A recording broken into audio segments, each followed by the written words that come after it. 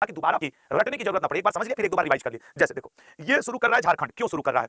अच्छा मुझे एक बात बताओ, तुम्हारी इच्छा होती है कि सर हम खदानों के अंदर एक बार जाकर के देखें, घूमें, मतलब मन में कभी तो आता होगा कि सर ये मतलब जैसे अभी आप देखें तो मन में नहीं आता यार खदानों के अंदर काम कैसे होता है, कैसे लोग क्या करते हैं, थोड़ा जानने की उत्सुकता होती है। अच्छा तो इसी तरीके की एक उत्सुकता झारखंड के मुख्यमंत्री को हुई। झारखंड में खदानें बहुत हैं। यहाँ के सीएम हेमंत सोरेन ये गए थे, देखो इसकी पूरी कहानी देखो, ये गए थे बार्सिलोना में एक खदान है गावा की खदान। उस गावा की खदान में जब आदि मानव काल के बाद मतलब आर्य मतलब वो क्या कहा जाए, जब भारत में सिंधु घाटी सभ्यता चल रही थी तब के समय की वो खदान है।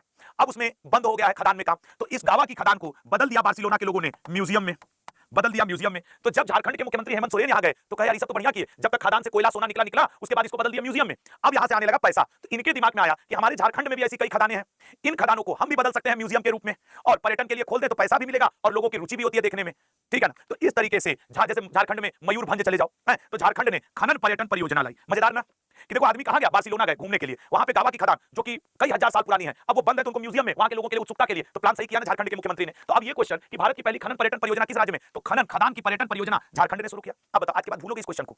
नहीं ना। तो लल्ला पढ़ने का यही मतलब होता है, करंट अफेयर इतनी आसान भाषा में उस बात अब तुम भी किसी को बता सकते हो जो झारखंड के, उड़ीसा के, जिनके राज्य में याद रखने की बात है लल्ला, ठीक है ना। हम पूरे विश्वास के साथ कह सकते हैं क्लास के 80% लड़के इस क्वेश्चन को नहीं भूलेंगे लड़कियां, नहीं अन्न भंडारण योजना भूलेंगे जो अभी हम लोग पढ़े, नहीं एफआईएसएम अवार्ड आप भूलोगे, एफआईएसएम अवार्ड जादूगर वाला अवार्ड। तो थोड़ा सा लल्ला आराम से मेरी क्लास में एकदम हल्के फुल्के मूड में बैठा करो, ये सोचा मत करो कि करंट अफेयर चल रहा है, क्योंकि मैं आपको बताऊं आपसे पढ़ने में मैं कमजोर छात्र रहा हूं, समझ लीजिए, विश्वास कर लो। किसी को अगर ये लगता हो कि आशुतोष सर पढ़ने में अपने समय बहुत अच्छे रहे होंगे तो ये गलती मत करना, मैं ईमानदारी से कह रहा हूं। मैं 10वीं 8वीं के समय गंगा जी के किनारे जाके बनारस में बैठा रहता था। मेरा एजुकेशन का मन ना जैसे 12वीं इंजीनियरिंग एमटेक में ज्यादा हुआ, नहीं तो आपको ईमानदारी से बताएं मैं 10th में सेकंड डिवीजन पास हूं, ये सेकंड डिवीजन पास हूं, और मैं फिर मेरा लाइफ का ग्राफ ऐसे पड़ा। 12th में तो मैं मतलब 74% पाया हूं, बीटेक के दौरान मैं 76% हूं, और एमटेक के दौरान मैं 91% हूं। ये वाला परसेंटेज नहीं लिखे ना, लिख दें आज, मैं 10th में 47% पाया हूं, ये 47% यही है मेरा। 2% कम हो जाते ना तो थर्ड हो जाते, तो मजा लेते थे, मजा आता था। बनारस में गंगा जी किनारे पेपर रहता था, जाके गंगा जी किनारे इसी करके बैठे हैं, नाव वाव देख रहे हैं, बहुत मजा लिया यार हम, समझ लो। तो इसलिए हमको समझ में आता है कि किस लेवल पे उतर के समझाओगे तो स्टूडेंट को समझ में आएगा। एक कमजोर छात्र का दर्द सही मायने में कमजोर ही समझ सकता है, हमको खुद ही पता है ना। आप लोगों में से कितने लोगों का मुझसे ज्यादा परसेंटेज रहा होगा ना? मुझे विश्वास है इस क्लास के 90% छात्र मुझसे ज्यादा नंबर 10वीं में पाए हैं, 90%। फिर पापा बनारस से इलाहाबाद भगा दिए, प्रयागराज, फिर प्रयागराज से हम चले गए दिल्ली भगाए, और फिर अपना जीवन चल रहा है। देखिए कितने खुश हो रहे हो। एक को लिख रहा है सर मेरा 42%, बधाई हो तुमसे ज्यादा है हम। अगला क्वेश्चन क्या है सर? हाल ही में कौन सा देश यूनेस्को से बाहर हो गया? आओ इनका भी हिसाब किताब कर लिया जाए। ये कोई पहली बार नहीं है कि अमेरिका यूनेस्को से बाहर हुआ है, समझो। एक इनके राष्ट्रपति थे रोनाल्ड रीगन के समय 1984 में भी अमेरिका बाहर हो चुका है एक बार, ठीक है ना। अमेरिका ये राष्ट्रपति, ठीक है ना, ये राष्ट्रपति थे यूएस के। अब फिर दोबारा शामिल हुआ 2003 में, दोबारा बोला 2003 में, तब जॉर्ज डब्ल्यू बुश ने कहा नहीं हम शामिल हो जाते हैं।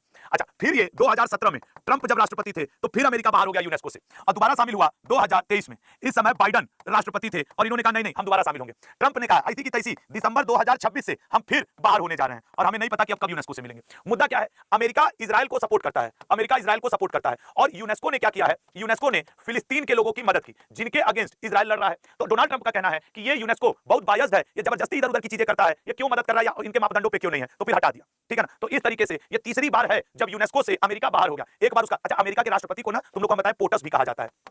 तो अगर आपसे कोई पूछे वर्तमान में अमेरिका का पोटस कौन है, तो वर्तमान में अमेरिका के पोटस हैं 47वें राष्ट्रपति ट्रंप, ठीक है ना। ट्रंप, अमेरिका के राष्ट्रपति को ट्रंप कहा जाता है, ठीक है ना। ये तो पोटस। चलो अगले पॉइंट पे आएंगे। तो अमेरिका ने यूनेस्को से हटने का फैसला कर लिया, ठीक है ना। अमेरिका ने यूनेस्को से हटने का फैसला। एक को लिख रहा है सर हमको यूनेस्को में जॉब चाहिए, ले लो यार यूनेस्को दिल्ली आओ, पता करो लैंग्वेज का टेस्ट क्लियर हो जाएगा, ठीक है ना। अगले पे खेलों में युवा सशक्तिकरण को बढ़ावा देने के लिए किस राज्य केंद्र शासित प्रदेश ने ओलंपिक लो? पहले के लोग कहते थे खेलोगे कूदोगे होगे खराब, पढ़ोगे लिखोगे होगे नवाब। अच्छा अब देखिए दिल्ली की मुख्यमंत्री रेखा गुप्ता जी ने कहा है खेलोगे कूदोगे होगे नवाब, पढ़ोगे लिखोगे मुझको नहीं पता। भैया अब यही नारा है, सुनो।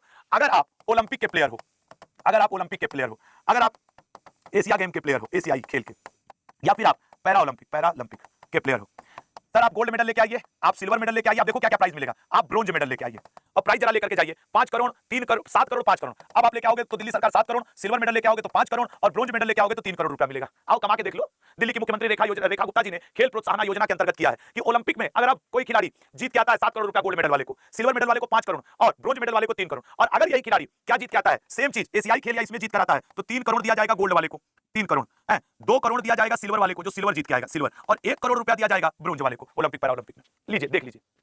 अब बताओ खेल से ज्यादा किसी क्षेत्र में पैसा है? कोई ऐसा क्षेत्र बता दो कि खेल से ज्यादा पैसा हो। आज सुबह ही जब मैं क्लास शुरू कर रहा था तो एक लड़का बाहर हमारे पीसीआर मेंबर के बैठ करके वो शॉर्ट्स देख रहे थे, उसमें दिखा रहा था कि रोनाल्डो ने सलमान खान को ऐसे देखा और फिर आगे बढ़ गया, पहचान ही नहीं पाया कि कौन है। सलमान खान ऐसे करके खड़े थे। और रोनाल्डो क्या है? फुटबॉल खिलाड़ी है, नहीं पहचाना है? किनारे पर सलमान खान से बहुत आगे हो वर्ल्ड लेवल पे। सलमान खान ऐसे लाइन में खड़े थे कि चलो मिल लेंगे इनसे शायद, आई होप। और वो आया, इसे देखा, आगे बढ़ गया, ले हो गया। हम भी देख के मन में सोचे वाह यार क्या मतलब पैसा है तो खेल में है, ठीक है ना। तो ये सब हुआ इसलिए अब क्लियर हो गया। तो रेखा गुप्ता जी ने कहा खूब खेलो, जम के खेलो, देखो बोल रही है, कर रही है कि नहीं? अभी तुरंत क्लास के बाद बैट बल्ला फुटबॉल हॉकी लूडो लेके निकल लो, समझ रहे हो? एकदम खूब खेलो, जम के खेलो, छोड़ दो पढ़ाई, हर तरीके की तैसी, ठीक है। तो अब भैया आप लोग का पदक है, पैसा है, हो गया, रेखा गुप्ता जी का ये है, ठीक है ना। ये बोलिए किसी योजना के अंतर्गत मुख्यमंत्री खेल प्रोत्साहन योजना, हो गया, खेल खूब खेलो, पैसा खेलो। अगले पे आइए, नेक्स्ट क्वेश्चन देखते हैं। देख लो यहाँ पूरा लिस्ट दे दिया, अगर तुम लोग भी खेल सको तो खेल लो, 7 करोड़ रुपया ले लो, एक ही बार में जीवन बन जाएगा। ब्रांड एम्बेसडर बनोगे अलग, 36 चीजें, तेल का, साबुन का, क्रीम का, कंघी का प्रचार करने लगोगे, मन किया तो गुटखा का, दारू का भी प्रचार करोगे कि विमल केसरी है। अगले पे, राष्ट्रीय आयकर दिवस निम्न में से किस दिन मनाया जाता है? राष्ट्रीय आयकर दिवस निम्न में से किस दिन मनाया जाता है? देखो भैया, राष्ट्रीय आयकर दिवस 1857 की क्रांति हुई, हाँ गुरु हुई थी 1857 की क्रांति, तो इसको आप आयकर से क्यों जोड़ दे रहे हैं? बता रहे हैं।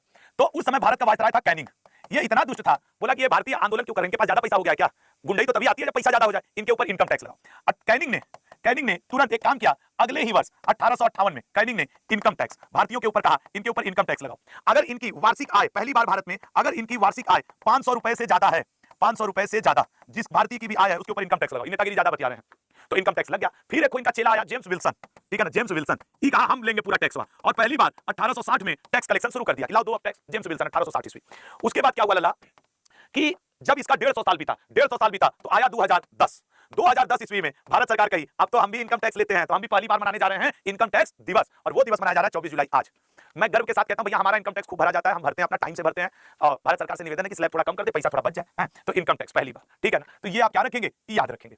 जेम्स विल्सन ये कभी-कभी पूछता है कि भारतीयों के ऊपर पहली बार इनकम टैक्स किसने लगाया था, इनकम के ऊपर टैक्स किस वायसराय ने? कैनिंग ने लगाया था। 500 रुपए से जिनकी जाए एक साल में 500 रुपए की, तो आज है इनकम टैक्स दिवस। भगवान करे तुम लोग भी खूब इनकम टैक्स दो, ईमानदारी से दो, ये मेरी आज प्रार्थना है आप लोगों के लिए कि वो दिन आपके लाइफ में बहुत जल्द आए जब आप इनकम टैक्स दें, जीएसटी भरें, समझ रहे हैं ना। अब उस दिन का होगा, ठीक है ना, वेट रहेगा लाइफ में मुझे भी आपके लिए कि आप इनकम टैक्स डे के दिन इनकम टैक्स जरूर भर दें, ठीक है। अच्छा सर, ये हो गया इनकम टैक्स के बारे में, हो गया यार। तुम लोग से एक छोटा सा रिक्वेस्ट है, जितने लोग हो यहाँ पे, और छोटा सा रिक्वेस्ट बस इतना ही है ना लला, कल 25 जुलाई है यार, कल 25 जुलाई है, मेरा मन इस चीज को लेकर बहुत परेशान है। शाम 7 बजे, ठीक है ना, शाम 7 बजे कल लाइव है यार, मेरी जीके जीएस की बुक लॉन्चिंग है। देखो मैं सब साफ बोल रहा हूँ, जीके के अमेरिका के पास। अगले पे आओ, हाल ही में नाबार्ड का कौन सा स्थापना दिवस मनाया गया? नाबार्ड का 44वां स्थापना दिवस। हाल ही में किसे अटल इनोवेशन मिशन का निदेशक नियुक्त किया गया है? बी ऑप्शन दीपक बागला जी को। वीएस अच्युतानंद कौन थे जिनका 101 वर्ष की आयु में निधन हो गया? सी ऑप्शन राजनेता थे। डिजिटल गवर्नेंस के लिए WSIS चैंपियन अवार्ड ये दिया गया था मेरी पंचायत ऐप को। आदि को ऐसा अवार्ड FISM अवार्ड जादूगर कास्कर सुहानी शाह को। अगला फीडे विश्व कप 2025 की मेजबानी निम्न में से किस देश को सौंपी गई है? गुरुजी भारत को सौंपी गई है, भारत को। हाल ही में किसे गिफ्ट सिटी का MD और ग्रुप CEO नियुक्त किया गया? ग्रुप सिटी संजय कौल जी को, ठीक है ना। भारत के सबसे बड़े हरित हाइड्रोजन संयंत्र का सर IOCL के परिसर में पानीपत में हरियाणा में।